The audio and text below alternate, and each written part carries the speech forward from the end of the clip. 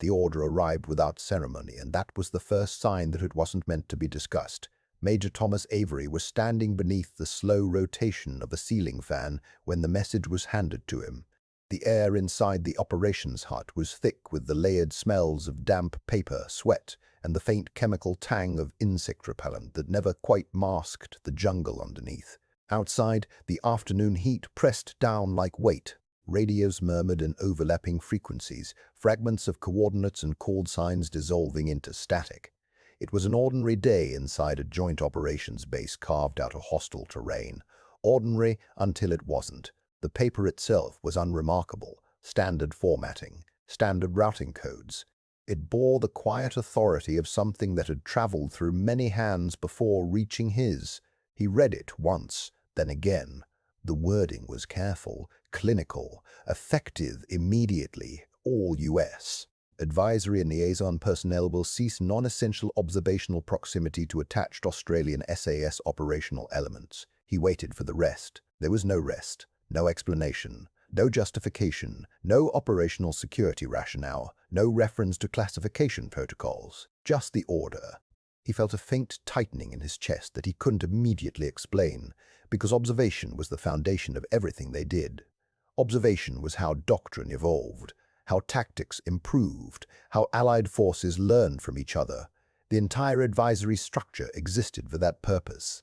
Americans observed the Australians observed the Americans. Knowledge flowed both ways. It was how modern military cooperation functioned, except now, suddenly, it didn't. He looked up from the paper. Around him, other officers were reading identical copies. He watched their faces as they reached the same line, the same pause, the same moment of silent recalculation. Captain Mercer stood near the far wall, his expression harder to read, but Avery noticed the stillness in him, the absence of surprise, as if he had been expecting it. Outside, beyond the open doorway, the base stretched into two distinct halves. The American side was louder, generators humming, metal clanging, voices carrying without restraint, movement constant, visible, explainable. The Australian side was different, quieter, not silent, just contained. Their staging area sat beneath the tree line, where the jungle pressed close enough to cast permanent shadow. Their equipment was arranged with an economy of space and motion that made it seem temporary, even when it wasn't. Men moved through it without wasted energy. Conversations happened close, low, and brief. Even from a distance, their presence altered the atmosphere around them. Avery realized, standing there with the order in his hand, that he had been watching them for weeks. Everyone had. Not officially. Not formally. Just the natural curiosity of professionals observing other professionals, learning. Except now they were being told to stop. A lieutenant near the radio table spoke first. "Sir, is this a classification issue?" Avery glanced down at the page again. If it was, it wasn't stated. "No," he said carefully. "It isn't." The lieutenant frowned. "Then why?" Avery didn't answer, because he didn't know, but he knew something else. The routing codes at the top of the page placed its origin higher than the theater command, higher than the officers physically present in country. This hadn't come from the jungle. It had come from far away, from men who had seen reports, who had read transcripts, who had watched footage, men who had already observed whatever this order was designed to prevent others from observing. A helicopter passed overhead, its rotor wash rattling the thin walls. Avery stepped outside, the sunlight harsh against his eyes. Across the open ground he saw an SAS patrol preparing to step off. 5 men, checking weapons, adjusting gear, no wasted motion. One of them turned slightly, scanning the tree line with an intensity that felt different from ordinary vigilance. It wasn't tension, it was familiar, as if the jungle was something he recognized. Avery caught himself watching too closely. He looked away. The act felt unnatural, deliberate, forced. He had spent his entire career training himself to notice everything. Now he was being ordered not to. Behind him, he heard Mercer step into the sunlight. Mercer didn't look toward the Australians. He kept his gaze fixed somewhere else. That, more than anything, unsettled Avery. because Mercer had been out there with them, and now he wouldn't even watch them leave. The Australians moved into the trees moments later, their bodies dissolving into shadow until there was nothing left to see. The jungle closed behind them. Avery realized his grip on the paper had tightened. He forced himself to relax his hand. Around him, the base continued its routines, radios transmitting, men talking, war unfolding in its endless procedural rhythm. But something had shifted, an invisible line drawn between allies, not by distance, by instruction, by intent. He understood with growing certainty that this order wasn't about protecting secrets. It was about protecting observers, protecting them from something they might see, something that others, somewhere higher up the chain, had already seen, something that had convinced them the safest course of action was not to look at all. The first thing Captain Daniel Mercer noticed was what wasn't there.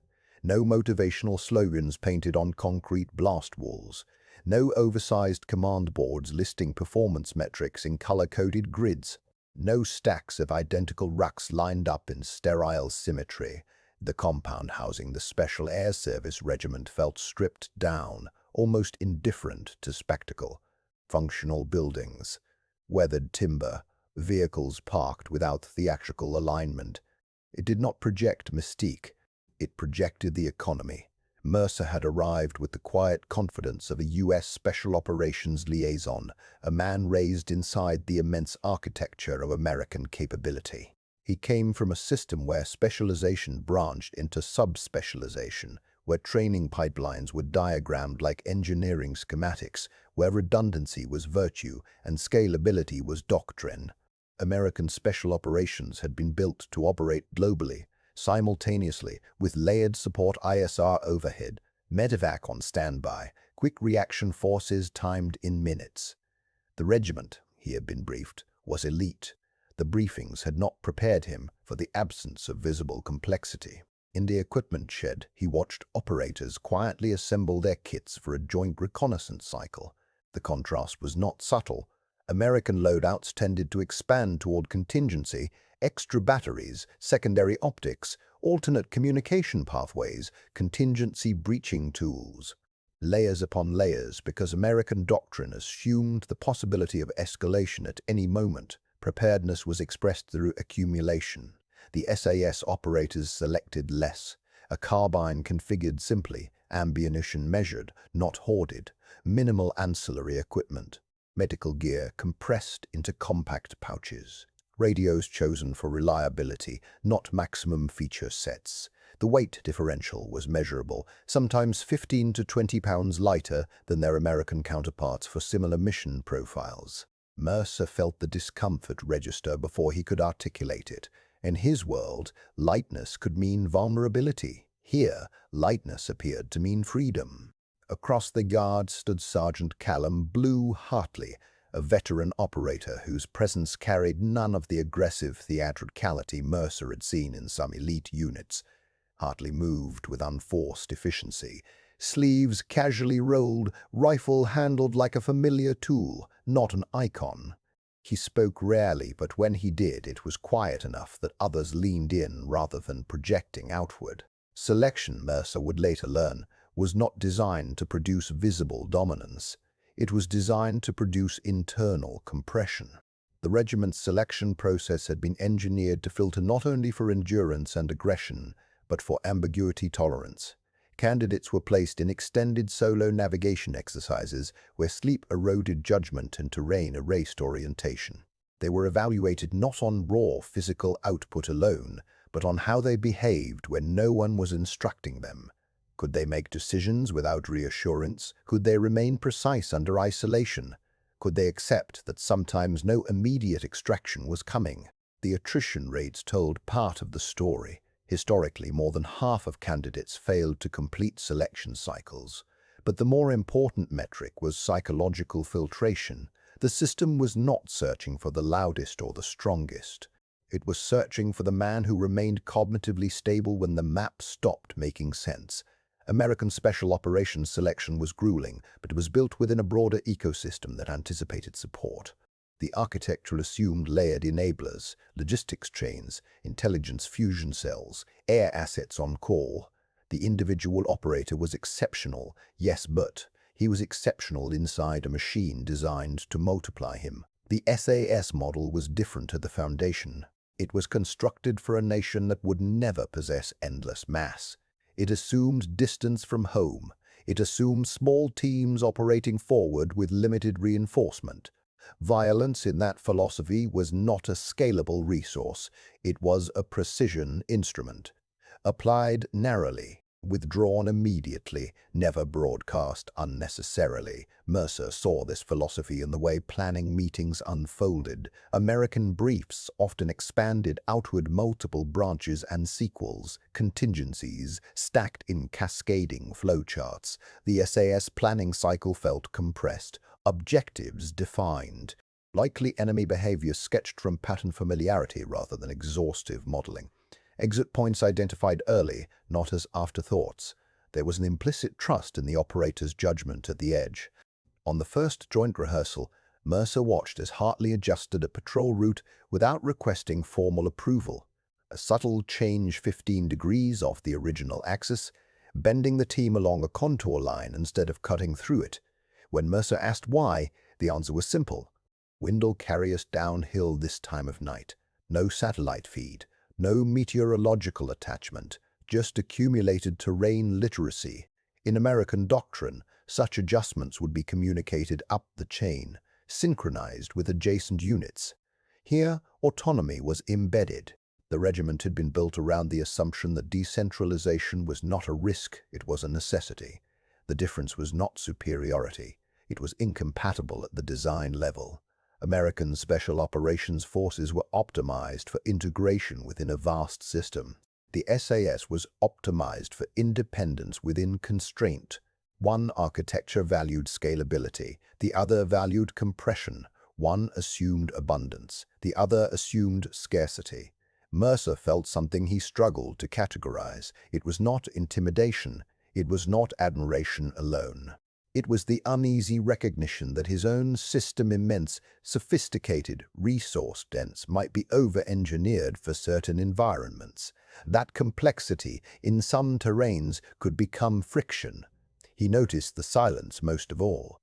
Before stepping off on patrol, there was no ritualized speech, no visible surge of adrenaline theatrics. The men simply checked each other's gear with quick, practiced glances, a nod. A brief hand signal, movement. Silence here was not absence of communication. It was communication refined to instinct. Later, over ration packs in the dim light of a temporary hide, Mercer observed Hartley again. No bravado, no recounting of past operations. The violence these men had engaged in, documented, lethal, decisive, did not spill into conversation. It remained compartmentalized, almost clinical. This was another distinction. In American units, storytelling often reinforced cohesion. Missions were analyzed, replayed, extracted for lessons. In the regiment, lessons were absorbed without ceremony. Violence was not identity. It was a task. Every U.S. unit that had rotated alongside them in sustained deployments returned with a similar informal assessment. The regiment did things that had no doctrinal name, not because they were reckless, because their doctrine had evolved around behaviors too, context-specific to formalize neatly. They read terrain like a biography. They reduced their own signatures until they felt more like weather than force. They disengaged without drama when conditions shifted. They accepted that not every target required pursuit if pursuit compromised position. Mercer began to understand that the disturbance some American observers felt was not rooted in hierarchy, it was rooted in architecture. Two systems built for related wars, but not identical theories of what a soldier at the edge should embody. In the American imagination, the edge was amplified, enhanced by technology, backed by scale. In the regiment's philosophy, the edge was stripped down, reduced, until only judgment, discipline, and controlled violence remained. And as the first joint mission loomed, Mercer carried an unspoken question with him into the dark. If both architectures were optimized just for different assumptions, What would happen when they occupied the same terrain, under the same pressure, with no room for doctrinal translation? That answer would not be found in a classroom. It would be found where silence and gunfire overlap. The moment that unsettled Captain Mercer most did not involve gunfire. It involved the absence of permission. The patrol had stepped off just before last light, 6 darkened figures dissolving into the tree line with a fluidity Mercer still couldn't imitate. The jungle at night compressed everything's sound, distance, even thought. The canopy swallowed starlight, moisture gathered on eyelashes. Every step felt amplified, as if the earth itself were listening.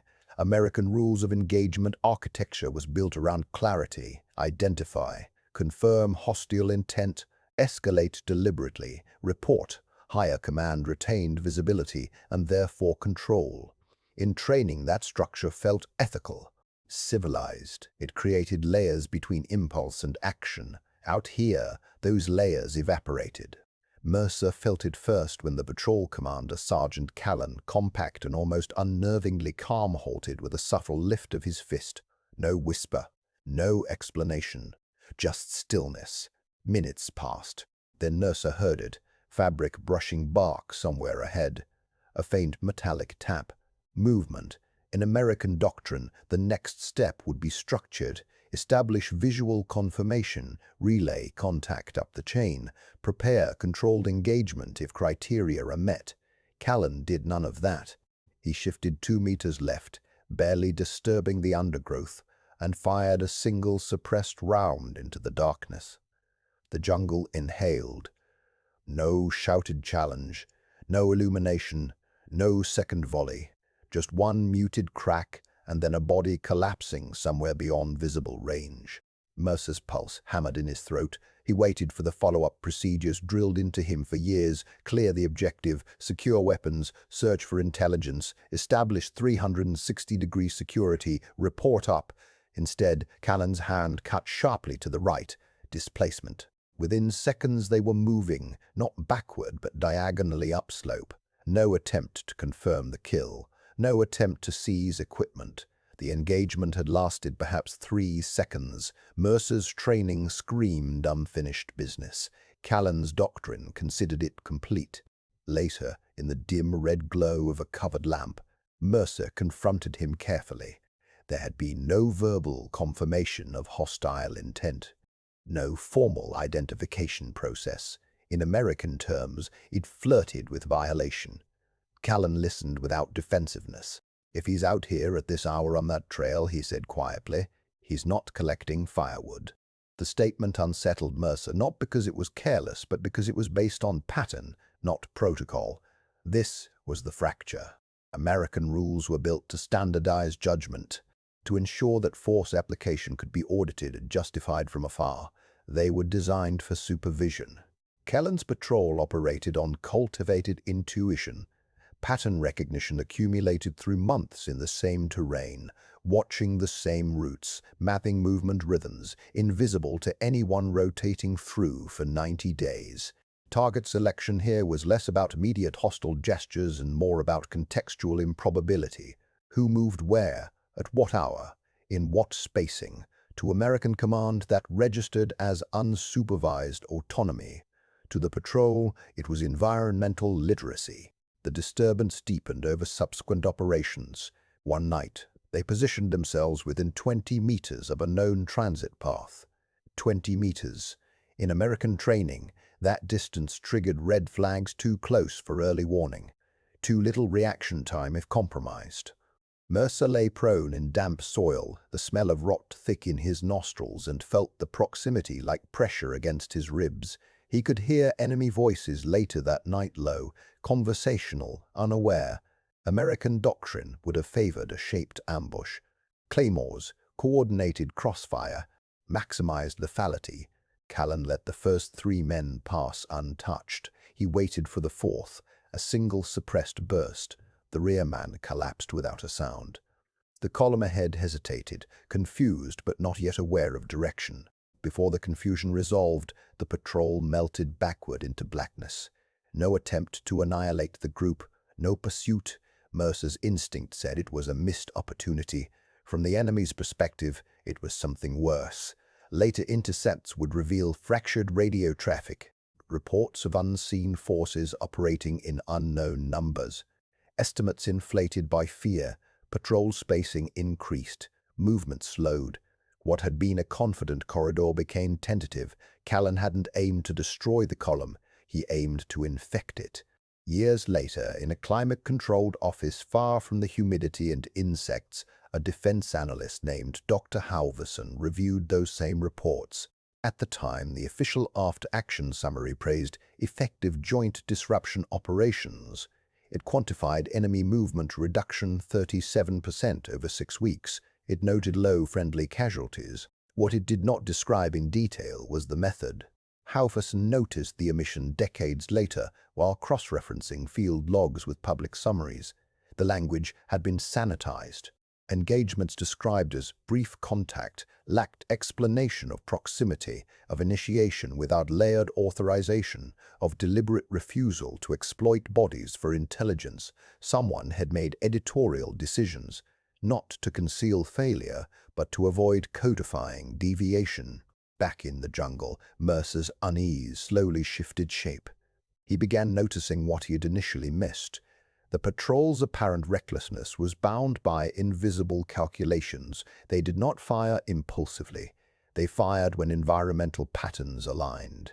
They did not close distance casually. They did so only after mapping terrain escape vectors mentally. Their displacement routes were pre-selected before contact ever occurred. Risk was not ignored.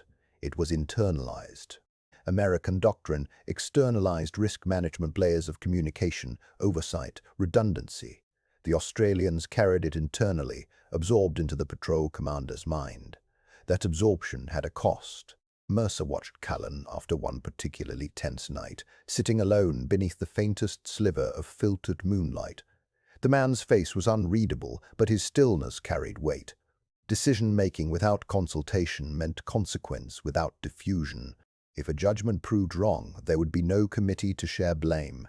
The autonomy that unsettled American command also isolated its practitioners. This is what U.S. headquarters saw: engagements initiated without procedural choreography, targets selected through intuition rather than checklist, radio silence stretching beyond doctrinal comfort. What they missed was the coherence beneath it. The Australians assumed support would not arrive in time to matter. They assumed prolonged firefights invited escalation they could not control. They assumed that fear sown precisely multiplied effect more efficiently than volume of fire. Every behavior that looked transgressive was rooted in that assumption set. In post-contact stillness, while Mercer waited for the American instinct to clear and secure, the patrol would simply listen. The jungle slowly resumed its ambient noise: crickets, distant water, leaves settling. That return of sound was their confirmation. If the forest breathed normally again, they would not have triggered a wider alarm. Control in their framework was measured by the absence of reaction. Halverson would later write privately that the methodology exceeded projected probability, not because it was aggressive, but because it was selective. It exploited cognitive bias in the enemy, and perhaps in American observers too. The official reports praised outcomes but avoided dissection of process. To acknowledge the process fully would have required confronting an uncomfortable reality that effectiveness had been achieved through a model resistant to central supervision.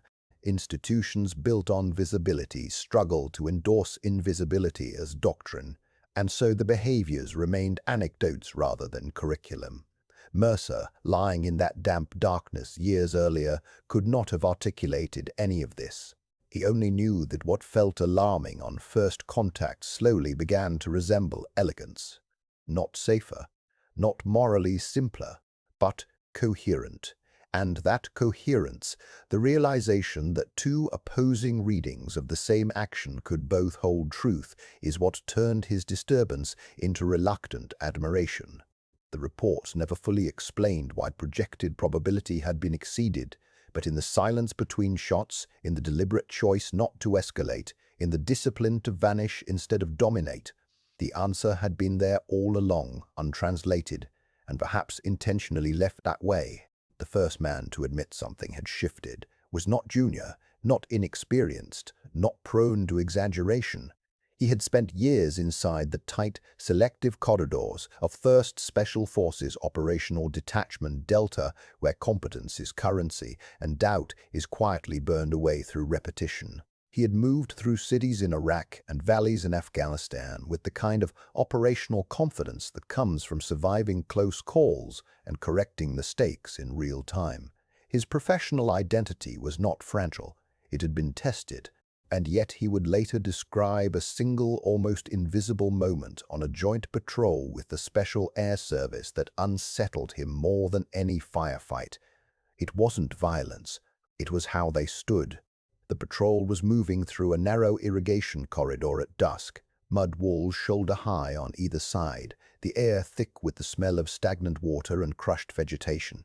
The American operator walked second in the file behind an SAS troop sergeant. They were close enough that he could see the stitching on the man's kit, the faint abrasion on the back of his plate carrier. Contact was possible. Intelligence suggested a facilitator operating 2 compounds ahead. Everyone felt the tension in their calves, the micro-adjustments of grip on foregrips and triggers. Then the SAS sergeant slowed, paused, and without signaling threat, without raising his weapon, subtly shifted his posture. He relaxed. Not carelessly, not inattentively. He simply loosened shoulders, dropped half an inch, breathing slowed, muzzle lowered slightly below what American doctrine would define as ready. In that microsecond, the Delta operator felt a spike of irritation. You're exposed. Every fiber of his training said that posture was premature. You don't relax until the space is cleared. You don't signal vulnerability in proximity to potential contact. Readiness is constant. Tension is discipline. And yet the SAS patrol flowed around that subtle shift as if it were choreography. No one stiffened. No one overcorrected. The formation maintained awareness without broadcasting aggression. Minutes later, a local farmer emerged from a side path, startled but unarmed. The SAS sergeant engaged him in calm conversation through an interpreter. No escalation, no weapons snapping back to full extension. The Delta operator realized something disorienting. The relaxation had not been complacent, it had been calibrated. The Australians were reading atmospherics body language, environmental cues, the rhythm of civilian movement with a fluency that allowed them to modulate posture before threat materialized. The American operator's readiness model was binary, threat present or not. The SAS model seemed analog, fluid, continuously adjusting. That was the moment he couldn't unsee. It wasn't about tactics, it was about assumption. Later, in a fluorescent-lit debrief room back at base, the Delta operator tried to articulate the disturbance. The air smelled faintly of disinfectant and burned coffee. A whiteboard listed objectives met, assets deployed, time on target. He described the patrol as uneventful, then paused. "There's something about how they carry tension," he said finally. The debriefing officer nodded, waiting for a doctrinal critique: spacing, communication, contingency planning. Instead, the operator struggled. "It's like they don't need to prove they're ready." The room went quiet. There was no checkbox for that observation. No line item in the after-action template labeled professional posture variance. The disturbance wasn't fear. It wasn't a moral objection. It was the creeping realization that his own readiness, model-honed, refined, proven, might be one of several viable models rather than the apex of them. In another sector, a conventional Special Forces advisor, Green Beret, multiple rotations, fluent in local dialect, encountered a different fracture point. He had built his career on building partner forces, mentoring indigenous units, translating American doctrine into culturally adaptive practice. He believed deeply in the teach and learn exchange. During a joint cordon operation, he observed an SAS team conducting what appeared to be a routine approach to a suspected insurgent safe house. The Americans had planned a textbook outer and inner cordon, blocking positions, loudspeaker callouts if necessary. The SAS element did something else. They entered the village hours earlier in civilian vehicles, dispersed in pairs, blending into market traffic. No armored convoy announcing presence, no visible staging area. By the time the cordon was technically established, they were already inside the human terrain. The Green Beret watched from a rooftop overwatch position, binoculars pressed to his face, sweat pooling under his helmet in the midday heat. He expected friction. He expected compromise. Instead, he watched doors open quietly, observed conversations that looked almost casual, not soft, not friendly, just unremarkable.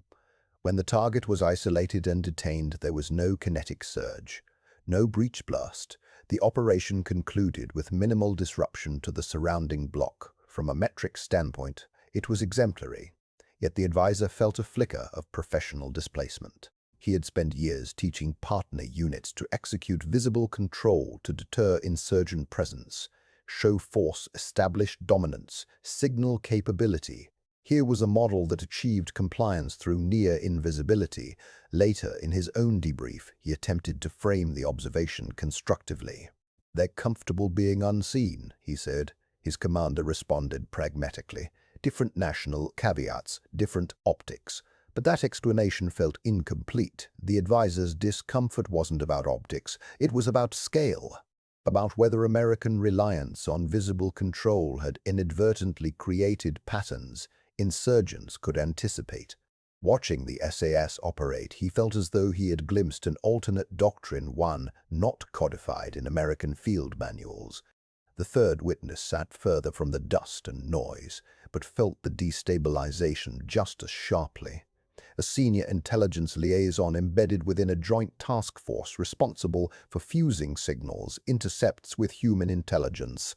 His world was screens and summaries, drone feeds and pattern analysis. He observed SAS operations through both field reports and occasional site visits.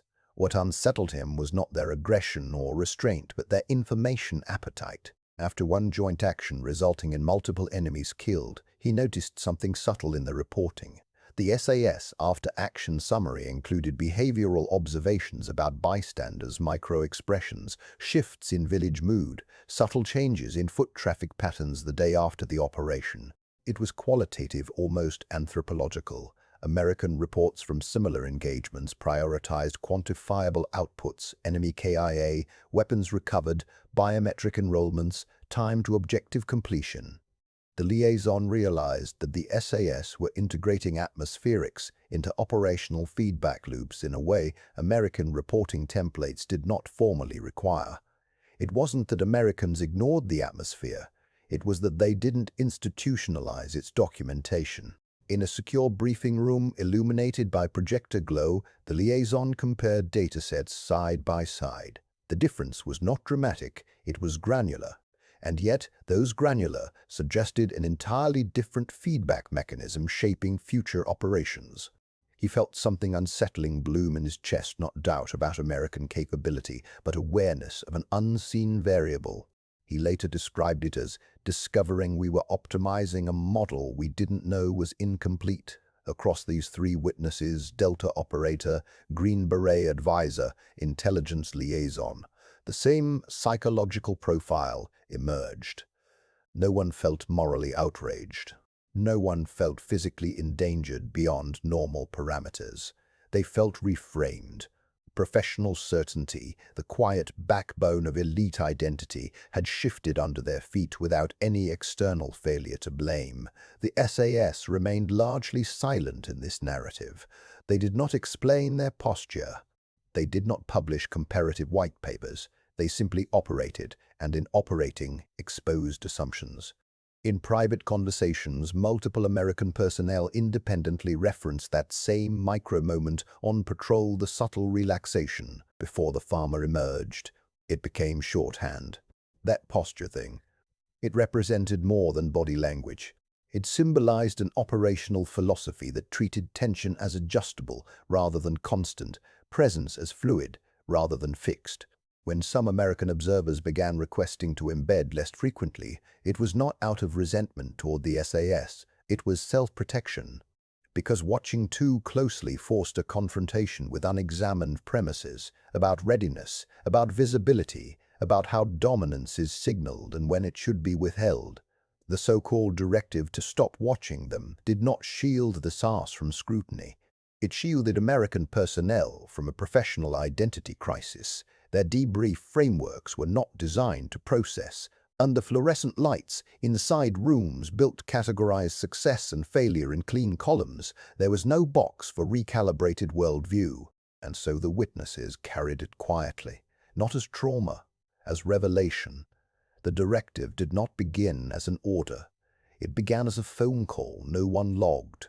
In a climate-controlled operation suite thousands of miles from the dust and eucalyptus haze of the field, Brigadier General Thomas Hale stood in front of a wall of softly glowing screens, each one rendering the war as geometry, blue icons for coalition units, red indicators for hostile activity, green overlays for infrastructure projects meant to symbolize progress.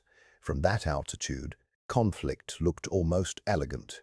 Hale had built his career inside systems like this. He understood force ratios, sustainment curves, congressional reporting cycles. He knew how many sorties it took to suppress a corridor and how many memos it took to justify the fuel. What he did not have in that room was the smell of cordite or the low animal tension that settles into a patrol before contact. The call came from an intelligence liaison embedded with Australian elements. Not an alarm, not an accusation, a tone of professional discomfort. American advisors were observing behaviors they could not categorize within U.S. doctrinal language. The Australians were operating within their national authorities, achieving measurable results, but the methods subtle shaping operations, unconventional information control, calibrated ambiguity and presence were unsettling American observers assigned to partner with them. "They're not violating policy," the liaison said carefully, "but our people don't know how to process what they're seeing." Hale understood immediately that this was not a battlefield problem. It was a perception problem. Within 48 hours, similar signals moved laterally through informal channels. Not official cables, but conversations between majors who had served together at Staff College. Emails flagged as "for awareness." The phrase that began circulating was simple and almost embarrassing. "Maybe we should stop embedding observers so closely." It was never phrased as concealment. It was framed as deconfliction, because Hale faced a layered equation. The Australians were delivering the outcomes American command needed. Engagement frequency in their sectors was down nearly 30% compared to adjacent grids. Civilian cooperation metrics were trending upward. The metrics that mattered to Washington, the ones that appeared in briefings on Capitol Hill, were improving in no small part because of those sectors. At the same time, American advisors embedded at close range were filing disturbance reports, not alleging misconduct, expressing unease, requesting doctrinal clarification that did not exist. A formal inquiry would have forced articulation. Articulation would have required either endorsing the Australian method explicitly or critiquing it publicly within coalition channels. Either path carried risk. Endorsement would mean acknowledging that U.S. doctrine did not fully encompass a partner's successful approach. Critique would mean undermining the very ally whose performance was stabilizing fragile districts. Hale sat at a polished conference table later that week, fingers resting on a folder that contained summarized advisor feedback. The air smelled faintly of coffee and printer toner. Around him, colonels debated resource allocations and troop rotations. The Australian sectors were highlighted in green. Positive trajectory, one slide read, he could have ordered a review, he could have convened a doctrinal working group, but he also knew the tempo of the war. Reviews take months, the battlefield moves in days. So he chose management. The language that eventually filtered downward was deceptively mild: adjust observational posture, reduce proximity of U.S. advisory personnel during certain Australian-led operations, maintain coalition synchronization at command level. By the time the U.S. Mutterspalt liaison officer in the field received the directive folded into a routine operational update, it felt oddly anticlimactic. He read the line twice. "Stop watching them so closely." At first it felt like dismissal, as if his concerns had been brushed aside. Standing outside a plywood operations shack as dusk bled into the tree line, he felt the heat rising from the ground and something sharper rising in his chest. He had believed observation was the pathway to clarity. Instead, observation was being curtailed. Months later, when fragments of the command-level rationale reached him indirectly, his interpretation shifted. The directive was not designed to protect the Australians from scrutiny. It was designed to protect the coalition from contradiction. Inside Hale's office, the calculus had been brutally pragmatic. If close observation produced friction without producing actionable correction, then reduce the observation, preserve the outcome, protect the alliance narrative, avoid forcing a doctrinal confrontation no one had prepared to win. It was institutional rationality at its most efficient, and it's the most blind, because what Hale could not fully see from the glow of his screens was the psychological toll on the Americans asked to look away. The directive did not erase their confusion, it merely isolated it. Without formal discussion, their discomfort became private rather than collective. Doubt migrated inward. In the field, the Australians continued operating with the same controlled precision, dawn patrols slipping through mist, quiet conversations in village courtyards, sudden decisive action when required. The jungle did not care about doctrinal debates unfolding continents away. The Americans adjusted. They pulled back a step. They synchronized at higher levels rather than shoulder to shoulder. The tension cooled, not because it had been resolved, but because it had been managed. From Hale's perspective, the system was functioning. Casualty projections remained stable. Coalition cohesion held. Washington briefings continued without awkward footnotes about partner methodology. He never considered it a cover-up. There were no redacted scandals, no midnight shredding of documents. There was only a contradiction too complex for the available tools. The Americans needed the results. The Australians would not fundamentally alter their approach. The advisors were unsettled, but not insubordinate. Management became the only lever that moved without breaking something else. And yet, 18 months later, the directive was quietly rescinded. No ceremony, no memo acknowledging its existence. One operational update simply omitted the language restricting proximity. Embedded observation resumed as if nothing had ever changed. In Hale's world, decisions were often reversed without commentary. Circumstances evolve, leadership rotates, metrics shift. But for those who had lived inside the silence, the quiet reversal raised a question that still hangs in the air like humidity before a storm. What changed? It did not end in a briefing room. It ended in separate rooms, years apart, with three men who would never compare notes. Colonel Mercer, the former liaison officer, first felt the shift not in the jungle, but in a windowless conference suite outside Washington. The carpet was thick. The air smelled faintly of recycled coffee and policy fatigue. On the screen in front of him, a slide outlined adaptive small unit persistence models for irregular terrain. The language was clinical, the phrasing is careful. Decentralized autonomy, reduced signature, intelligence saturation at micro level. He felt his pulse slow. He had heard these ideas before, whispering in humid darkness under a triple canopy. He had watched them executed by men who never used PowerPoint. No one on the panel said the words Special Air Service. No one referenced the patrol cycles he had once deemed destabilizing. But the architecture was unmistakable. The logic had survived. He sat there, older now, a silver edge at his temples, and understood something with a clarity that felt almost physical. The institution had absorbed the outcome without admitting the origin. Across the country, a former Delta operator named Reeves, who had once dismissed the Australians as overly patient hunters, stood on a private range in Arizona, instructing younger operators on low signature movement. He corrected their spacing, forced them to slow down, made them sit in the dirt for an hour without speaking, observing a mock compound through thermal optics. "Don't chase noise," he told them quietly. "Let patterns expose themselves." Years earlier in Afghanistan, he had bristled at watching an Australian patrol wait 3 nights for a courier rather than rolling the target immediately. It felt passive, risk-averse, almost timid. Then he saw the payoff. The network didn't scatter, it folded. In his after-action report back then, he called the approach overly cautious but occasionally effective. He wrote it that way because anything stronger would have implied that his own framework aggressive, tempo-driven disruption by force might not always be optimal. Now, training a new generation, he taught the lesson without attribution. He never said where he learned it. And somewhere in a quiet office at a combatant command headquarters, the former general from Section 5 reviewed a doctrinal annex draft. He had once overseen large footprint operations, armored columns pushing into valleys with air support stacked in layers overhead. He believed in an overwhelming presence. It reassured allies, it signaled resolve. But he had also watched small Australian teams shape entire districts before American brigades arrived. Watched civilian casualty ratios diverge, watched intelligence packets from those teams contain details of his larger formations never uncovered. The draft on his desk recommended reducing operational signatures in specific terrains.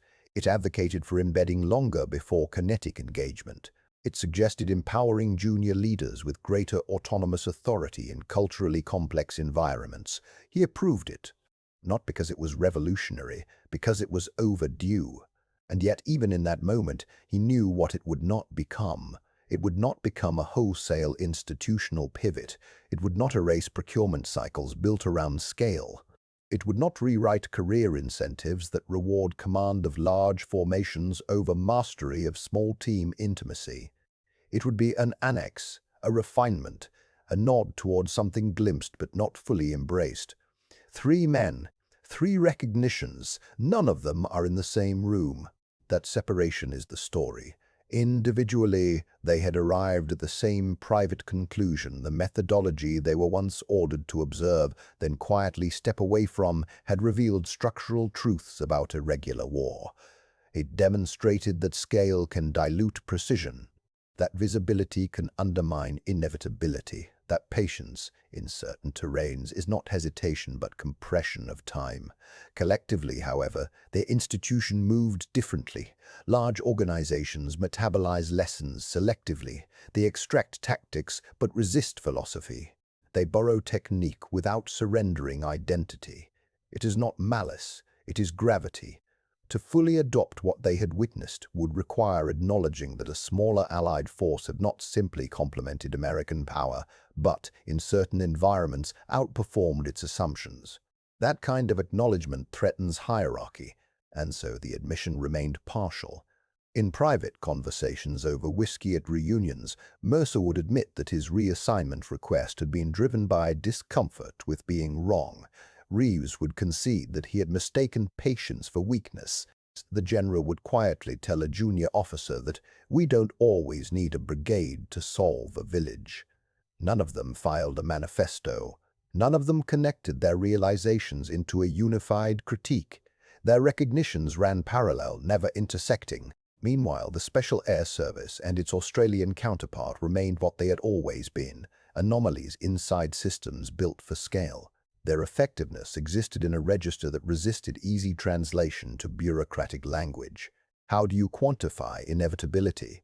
How do you budget for silence? They were not victors in this story. There was no ceremony declaring their doctrine ascendant, no official statement of vindication. Instead, there were subtle shifts in training syllabi, adjustments in patrol composition, a growing but unspoken respect in joint planning cells, and a permanent gap. The gap between knowing and changing. Institutions are designed for continuity, not epiphany. They preserve themselves first. Reform, when it comes, must justify itself within existing structures. Lessons that threaten foundational assumptions are trimmed until they fit. The men who witnessed the anomaly understood this too late.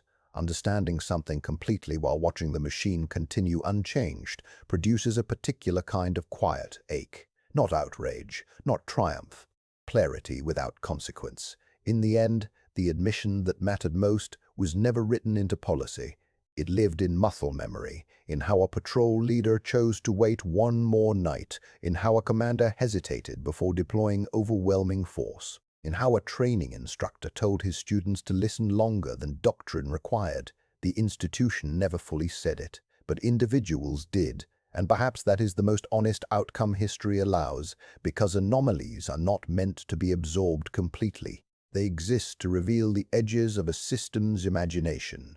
The SAS and those shaped by its methods became that edge, understood, respected, quietly imitated, and never entirely integrated.